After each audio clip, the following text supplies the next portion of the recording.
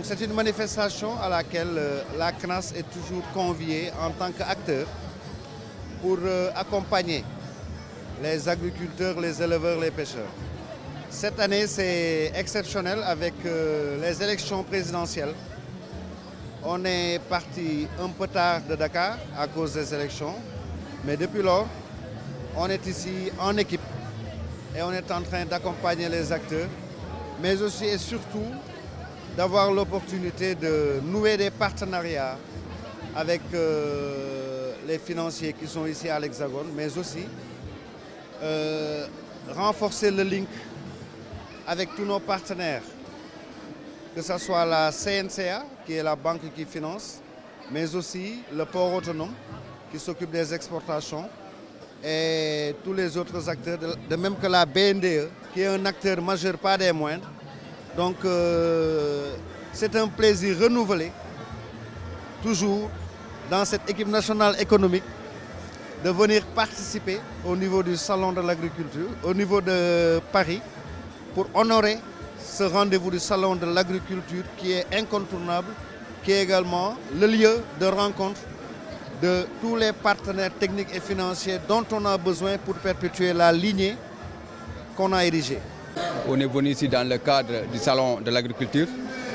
À l'entame de mes propos, je voudrais d'abord, au nom du directeur général du CICES, au nom de la délégation aussi, je dirais, remercier le ministre de l'Agriculture qui est là aujourd'hui, qui a présidé cette cérémonie, remercier le président des chambres de commerce, M. Stringbou, tous les partenaires aussi qui sont là aujourd'hui, je veux nommer le port et tout ça, qui sont venus aujourd'hui accompagner le gouvernement, accompagner le secteur privé pour la participation à ce salon de l'agriculture de Paris. Donc notre mission aujourd'hui, c'est de venir d'abord pour nouer des contacts avec les partenaires aussi qui sont présents aussi, voir aussi dans les perspectives aussi comment aussi organiser ce salon au Sénégal. Je suis avec mon collègue qui va rentrer un peu dans le détail pour expliquer aujourd'hui l'objectif et les perspectives que nous attendons de cette mission. Nous sommes mandatés par le directeur général, M. Cheikh Ndiaye, dans cette perspective de diversification de nos produits.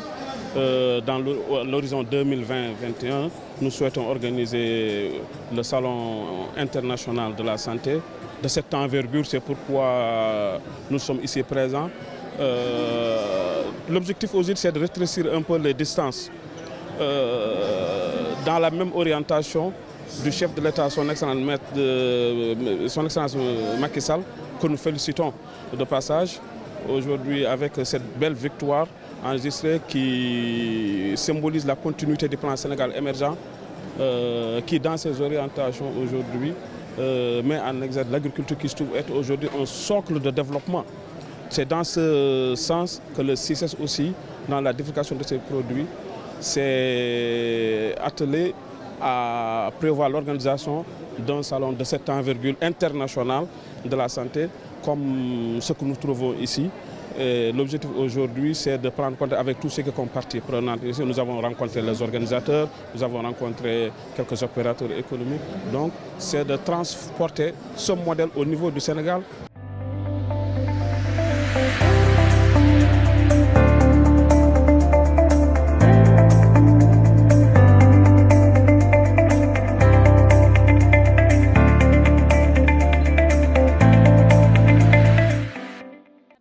La Banque nationale pour le développement économique participe chaque année à cet important événement pour partager son expérience en termes de financement innovant dans les secteurs porteurs de développement économique conformément aux axes stratégiques du plan Sénégal émergent.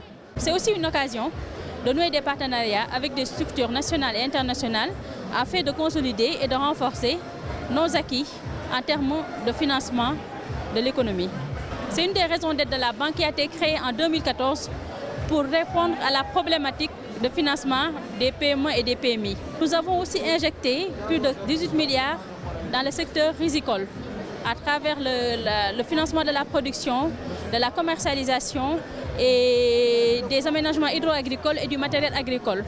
Nous avons institué une plateforme de commercialisation du riz local qui facilite actuellement l'écoulement du riz, la fluidité des opérations des transactions. Au-delà du financement agricole, la Banque nationale pour le développement économique finance aussi le fret agricole. Tous ces résultats ont été rendus possibles grâce à une équipe jeune et dynamique dirigée par M. Thierno Seydou Nourroussi, directeur général de la Banque nationale pour le développement économique. Monsieur le directeur général, M. Aboubakr Sédir Bey, quand il est venu, il a mis en place un plan stratégique de développement 2019-2023. Ce plan est adossé au plan Sénégal émergent. C'est pourquoi nous avons comme ambition d'être un port moteur de l'émergence. Nous assistons depuis 2012 au Salon international de l'agriculture avec l'Union nationale des chambres de commerce, d'industrie et d'agriculture du Sénégal. Le port est présent pour accompagner les PME dans son offre logistique à ces PME. Et c'est pourquoi d'ailleurs, dans ce plan stratégique, le port a mis en place un budget de 250 millions pour accompagner justement ces PME. Donc c'est fort de tout cela que nous sommes aujourd'hui présents et contents d'être là avec ici au niveau du Salon international de l'agriculture. Mariam Silla de l'entreprise Diongoma. Donc nous voici aujourd'hui au SIA 2019 pour présenter nos produits, tous certifiés bio et équitables, 100% made in Sénégal, surtout made in Salémata. Je profite de l'occasion pour remercier toutes les femmes de Salémata avec qui on travaille. Pour le beurre de karité, pour la poudre de baba, pour le baobab. On travaille aussi avec d'autres groupements de femmes dans le reste du Sénégal, tels que pour le dattier du désert, ainsi de suite. Donc le but de l'entreprise Diongoma, c'était vraiment de montrer les produits sénégalais, montrer qu'au Sénégal, on a des produits de qualité au public européen, surtout aux Français, ici au Salon de l'agriculture. Je voulais juste rajouter que notre fleur d'hibiscus que vous avez vu ici, qu'on transforme en huile, en poudre de fleurs d'hibiscus, en brusure de fleurs d'hibiscus, vient de nos propres champs de fleurs d'hibiscus bio. Cette année, on a eu au total 13 hectares de fleurs d'hibiscus bio. Pour vous tous qui fabriquez vos produits cosmétiques vous-même, on distribue au Sénégal nos produits, tout comme on les distribue en Europe. En gros, on vend vraiment aux distributeurs, aux revendeurs qui veulent bénéficier de notre certification bio, etc. N'hésitez pas à nous contacter, ce sera avec grand plaisir. La Banque nationale de développement économique du Sénégal vous offre le journal du Salon. Le port autonome de Dakar vous offre le journal du Salon. Le CICES vous offre le journal du Salon. L'Union nationale des chambres de commerce, d'industrie et d'agriculture vous offre le journal du Salon.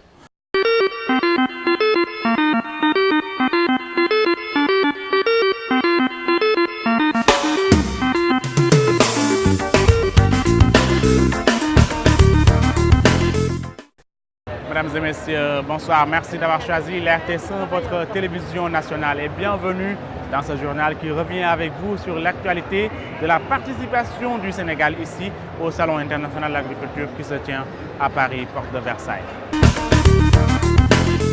Aujourd'hui, c'est le ministre de l'Agriculture et de l'Équipement rural, Dr Papa Abdoulaye Seck, qui est venu visiter les exposants sénégalais. Pour la 18e fois que le salon a lieu, ce monsieur n'a jamais manqué à une édition. Aujourd'hui, il est venu, il a vu la participation du Sénégal, il a salué surtout le processus d'autonomisation de l'Union nationale des chambres de commerce, d'industrie et d'agriculture qui a permis cette année la participation du Sénégal, une participation qui a été riche et qui a été saluée par tous les acteurs de l'agriculture, de l'élevage et de la pêche. Au niveau du stand du Sénégal, c'est la surprise du jour. Le ministre de l'Agriculture et de l'Équipement rural qui est venu accompagner les exposants sénégalais. Cette année, ce qu'il faut noter, c'est que la participation du Sénégal a été organisée intégralement par l'Union des chambres de commerce. Ce qui est une innovation majeure, car usuellement l'État jouait le rôle de locomotive et ensuite essayer de convaincre les différents partenaires afin qu'ils participent. Cette année, il y a l'aboutissement d'un processus d'autonomisation, en tout cas des chambres de commerce, qui a conduit effectivement à ce que les chambres de commerce se prennent entièrement en charge pour assurer notre participation. Les produits du Sénégal ont beaucoup évolué ces dernières années. Conséquence, le stand du Sénégal est valorisé davantage. Au cours du premier mandat, très certainement, nous avons enregistré des productions records. Nous avons exporté plus Là, nous avons battu le record, fruits et légumes, etc. Mais pour le président Macky Sall, il faut aller plus loin. Aller plus loin, ça veut dire quoi? Il faut continuer à augmenter la productivité agricole dans notre pays grâce à l'élévation de notre niveau de mécanisation, grâce à l'amélioration de la qualité de nos semences, mais aussi et surtout grâce à l'utilisation de paquets technologiques nous permettant, en plus de l'augmentation de la productivité, d'assurer aussi une bonne qualité. Cela montre qu'aujourd'hui le ministre tient beaucoup à son domaine. Pour nous, les chambres de commerce ou bien les acteurs économiques, il nous a montré à la voie comment on organise. Mais ne nous laisse pas. L'année prochaine, il faut continuer à nous montrer le chemin qu'on fait, que ce qu'on a déjà capitalisé, qu'on le refait encore un plus grand qu'aujourd'hui. On a constaté que si les autres pays que je ne veux pas citer modernisent leur participation, c'est grâce au Sénégal. L'Union nationale des chambres de commerce, d'industrie et d'agriculture se veut un partenaire privilégié de l'État du Sénégal. La collaboration entamée a déjà permis au secteur primaire et secondaire de mettre sur le marché international des produits sénégalais très prisés.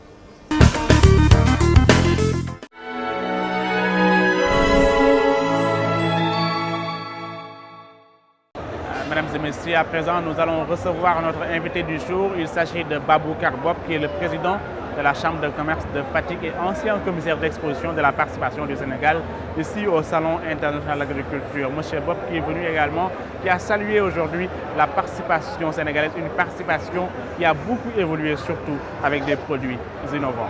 Je suis content d'être revenu cette année parce que mon dernier salon c'était en 2016 et j'avais fait mes adieux en tant que commissaire à la communauté du SIA.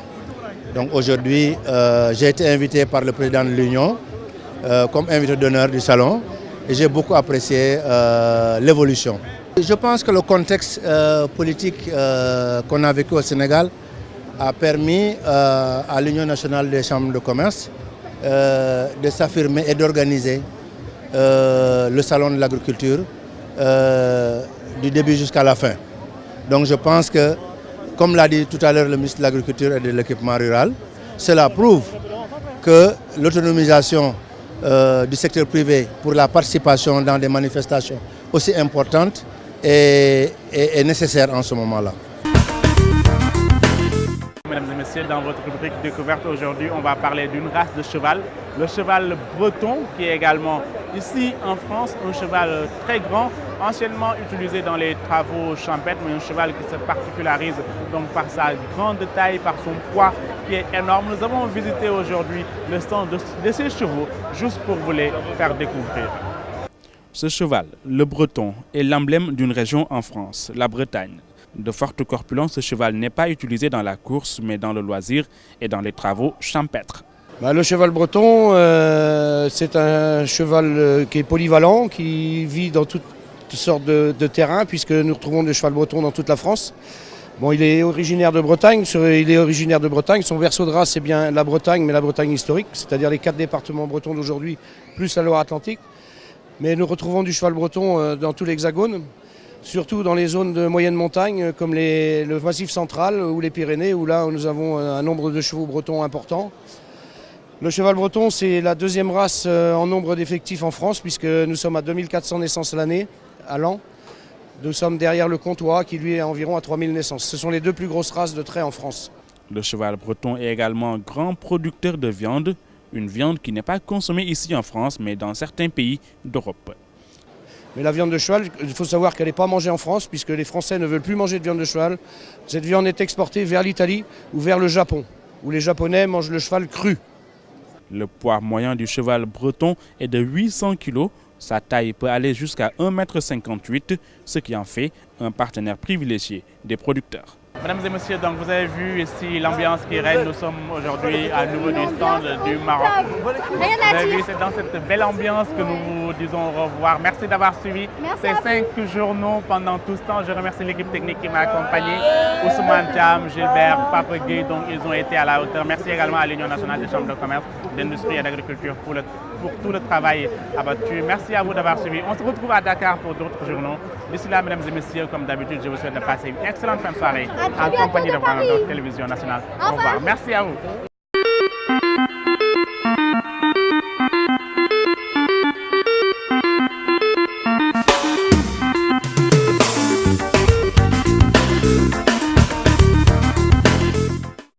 Le Port autonome de Dakar vous a offert le journal du Salon. La Banque nationale de développement économique BNDE vous a offert le journal du Salon. Le CICES vous a offert le journal du Salon. L'Union nationale des chambres de commerce, d'industrie et d'agriculture du Sénégal vous a offert le journal du Salon.